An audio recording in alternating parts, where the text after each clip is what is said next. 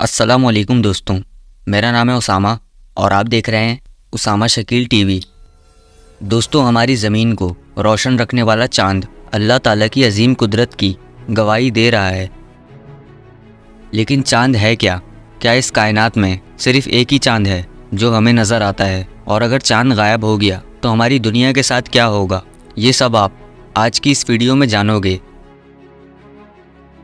7 जनवरी 1610 ये वो दिन था जब एक मशहूर एस्ट्रोनॉमर गैलीलियो अपने घर में बैठा हुआ था। गैलीलियो ने अपने घर में एक टेलीस्कोप बनाया हुआ था जिससे ये आसमान में अक्सर देखा करता था। 7 जनवरी की रात को ये जुपिटर सितारे को देख रहा था और ये देखकर हैरान हो गया, क्योंकि गैलीलियो ने देखा कि जुपिटर के इर्द गिर्द 4 सितारे चक्कर लगा रहे हैं।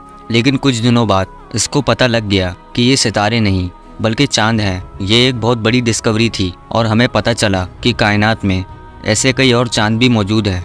और आज हम इतना ज़रूर जानते हैं कि सिर्फ हमारे सोलर सिस्टम में ऐसे 200 से भी ज़्यादा चांद मौजूद हैं, लेकिन हमारी ज़मीन के गिर्द सिर्फ एक चांद ही घूमता है, इसीलिए हमें यही चांद नज़र आता है।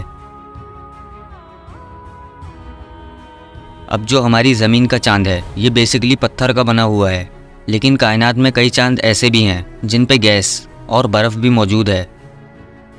दोस्तों, चांद की खुद की कोई रोशनी नहीं है, बल्कि ये सूरज से रोशनी लेकर ज़मीन तक पहुंचाता है। सूरज की रोशनी चांद पर पड़ती है और रिफ्लेक्ट होकर ज़मीन की तरफ चली जाती है। इस रोशनी का सिर्फ 7% हिस्सा ही हमारी ज़मीन तक पहुंचता है और बाकी रोशनी चांद अपने अंदर जज़्ब कर लेता है। चांद कितना रोशन नज़र आता है ये इस पर डिपेंड करता है कि सूरज, चांद और हमारी ज़मीन के दरमियान एग्जैक्ट क्या एंगल है। आप अल्लाह ताला की कुदरत देखें कि सूरज, चांद और हमारी ज़मीन मिलकर कितने परफेक्ट तरीके से काम कर रहे हैं। दोस्तों, चांद ज़मीन से 3,84,000 किलोमीटर दूर है, लेकिन क्या होगा अगर चांद अचानक गायब हो जाए? सबसे पहली बात तो जाहिर है कि चांद के बगैर हमारी रातों को मज़ीद अंधेरा हो जाएगा और हमें आसमान में सिर्फ सितारे नज़र आएंगे। और इस वक्त कुछ जानवर और परिंदों के लिए ज़िंदगी गुजारना मुश्किल हो जाएगा, जैसे कि उल्लू जो चांद की रोशनी का इस्तेमाल करके रात को शिकार करते हैं। और दूसरी बात यह है कि चांद के गायब होने से हमारे समंदरों पर बहुत गहरा असर पड़ेगा। अब आप सोच रहे होंगे कि चांद का हमारे समंदरों से क्या ताल्लुक़ है।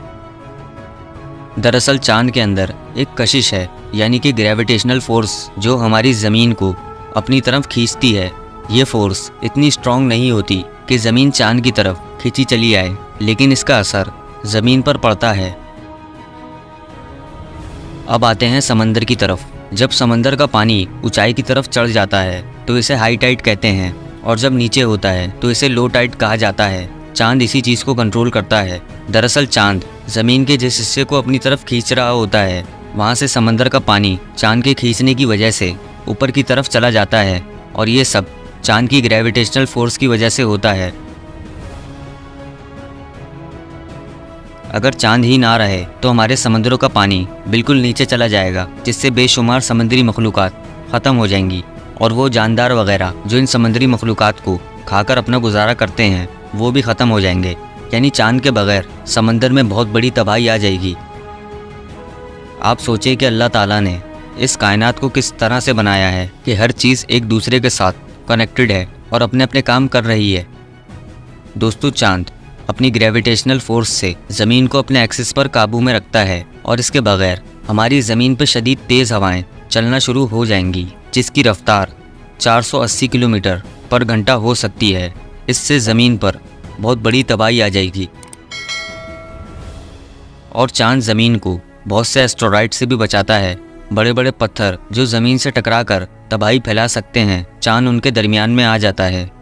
यानी दोस्तों, चांद को देखें और अल्लाह ताला का शुक्र अदा करें कि इस कायनात का निज़ाम कितनी खूबसूरती से चल रहा है। और अगर सूरज गायब हो जाए तो क्या होगा, जानने के लिए ये वाली वीडियो देखें। उम्मीद है कि आपको ये वीडियो पसंद आई होगी और कुछ नया जानने को मिला होगा। अगर वीडियो पसंद आई तो इस वीडियो को लाइक करें और चैनल को सब्सक्राइब करें।